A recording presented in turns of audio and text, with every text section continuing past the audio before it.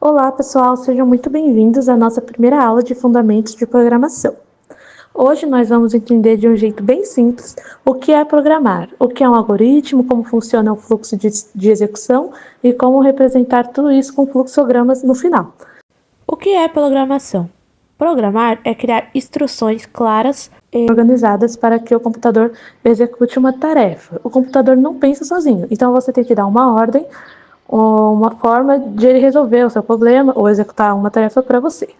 Por conta disso, é muito importante você passar as ordens corretas para ser bem executado. A programação é uma forma de comunicação entre humanos e máquinas.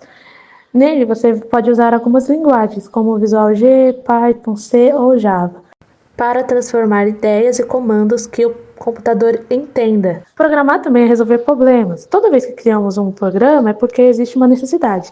Então, você precisa calcular algo, organizar algo, automatizar um processo ou somente criar alguma coisa, como muita gente cria sites, aplicativos, jogos. Bom, agora o que é um algoritmo? Antes de escrever um código, precisamos pensar. E aí que entra o algoritmo, né? Por quê? O algoritmo é um conjunto de passos organizados em ordem lógica para resolver um problema. Cada passo precisa ser claro, objetivo e possível de executar. E, na verdade, usamos algoritmos o tempo todo no dia a dia, quando seguimos uma receita, quando montamos um móvel ou quando planejamos uma viagem.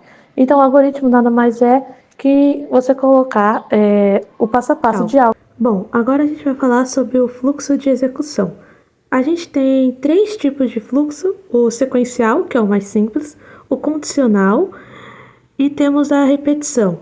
Bom, a repetição você vai dar, por exemplo, os números e aí ele vai executar as tarefas repetidamente. O de condicional, ele permite criar caminhos diferentes. Já o sequencial, ele vai executar tarefas em sequências, na sequência que você pedir.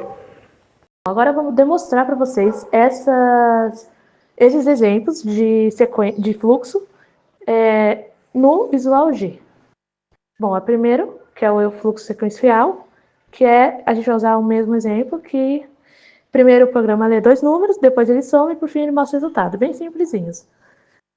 Depois, o exemplo de fluxo condicional, que é o exemplo por decisão, né? Que aqui o programa ele vai decidir qual caminho ele seguir com base na nota. Bem facilzinho também o código. E o exemplo de repetição, que é um pequeno loop, né? Ele vai repetir a ação algumas vezes. Nesse daqui eu coloquei esse código ele mostra de número de 1 até 5. Eu não coloquei até 10. De 1 até 5. Bem simplesinhos também. Agora voltamos para os slides para ver como representar esses algoritmos com fluxogramas. Então, um fluxograma ele é uma forma visual de mostrar o caminho que a gente seguiu no programa, mas de forma mais visível. Para ficar mais fácil, a gente usa símbolos como o oval, que é para dar início e fim, o retângulo, que é para os processos, o losango, que seria para as decisões, e as setas, que são para indicar o fluxo. Bom, primeiro, um fluxograma sequencial, ele segue uma linha reta dos passos. Depois, um fluxograma condicional, ele faz uma pergunta e ele pode seguir vários caminhos diferentes, dependendo da pergunta. Então é isso, gente. Essa foi a nossa primeira aula de Fundamentos da Programação. Espero que tenha ajudado a entender melhor como a lógica funciona antes mesmo de escrever um código.